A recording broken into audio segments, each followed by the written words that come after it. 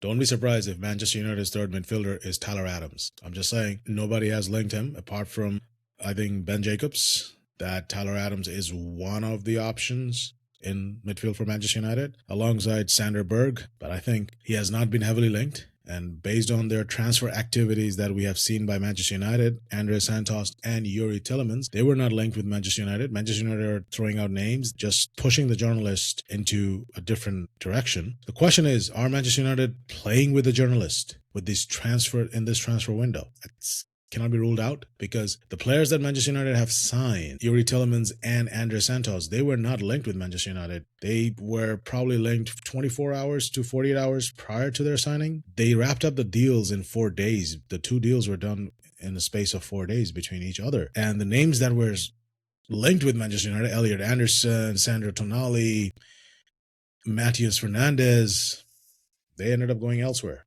So I think the third midfielder is someone that has not been linked with Manchester United yet, or has been loosely linked. Maybe a Tyler Adams, because they're looking for a defensive mid who can cover some ground and who can break up the play. Let's see. Let's put it that way. I don't think Michael Carrick is looking for somebody like a Baleba, who's very agile and athletic. I think Michael Carrick is going to impose a possession-based football. And I think Yuri Tillemans and Andres Santos are more like a Michael Carrick signing instead of a Manchester United signing that they had in their short list. It's Yuri Tillemans looks a Michael Carrick signing. So I think if you're looking at it, you're going to play Kobe Mainoo with Yuri Tillemans and Bruno Fernandes. Andres Santos comes off the bench. So if you're signing, let's say, a Manu Kone, who will want to play every game, or if you're signing Tchouaméni, I don't think Tchouaméni is happening, even though a lot of journalists are saying he signed a contract, but it might happen. He renewed his contract with Real Madrid. It's not happening. Now, Camavinga, please, that's Paul Pogba in a longer hair format. So let's stay away from that. Camavinga can stay at Real Madrid. We don't need him. But either one of these midfielders coming in, they would like to play. They would want to play. Manu Kone, his stock has gone up at this World Cup because he's deputized for Tchouaméni in 2 or 3 games where Tchouaméni couldn't play. So Manu Kone will come in and not going to sit on the bench. So it might affect the balance of the team. So my thought process is this: the third midfielder, or the mystery midfielder for Manchester United, might be a Sander Berg or a Tyler Adams, or maybe a Stiller. It's Angelo Stiller from Stuttgart. These are players that will be happy in a rotation format. Tyler Adams especially will not be like, oh, I want to play every game. He might be rotated. He might be happy with it because he's playing for a big club for Manchester United.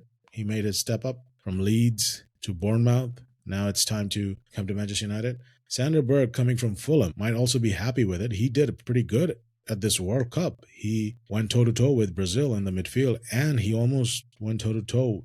I think he did pretty good against England. So Sander Berg can be a signing that is under the radar, but can influence Manchester United's midfield quite a lot, and he can influence the passing range, covering of the ground, and all the stuff. So I think these are the 3 likely options.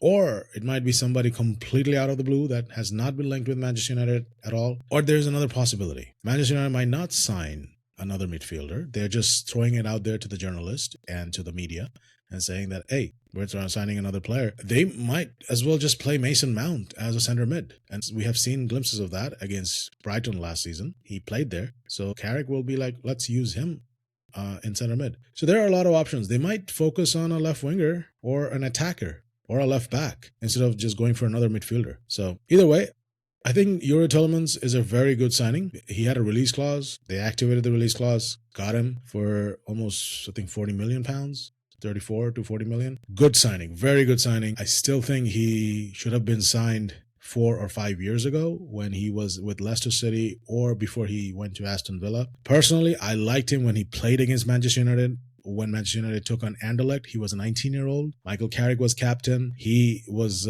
captain of an Anderlecht team. He actually gave Paul Pogba a very hard time. So I think that's when he should have signed for Manchester United as a 19-year-old. I know a lot of people will be like, he was 19.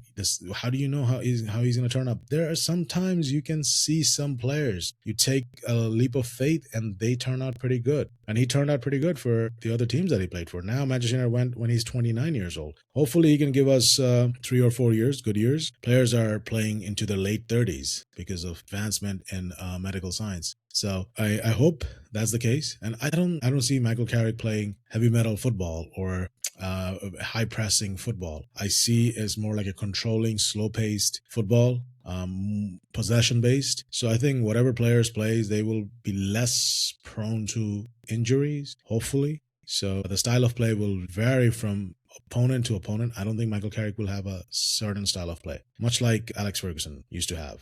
Alex Ferguson never had a style of play. I mean, he used to use the wingers a lot, but he also played a 4-5-1 most of the time to shut out the opponent. Anyways, let me know. What do you guys think? Manchester United third midfielder, the mystery one.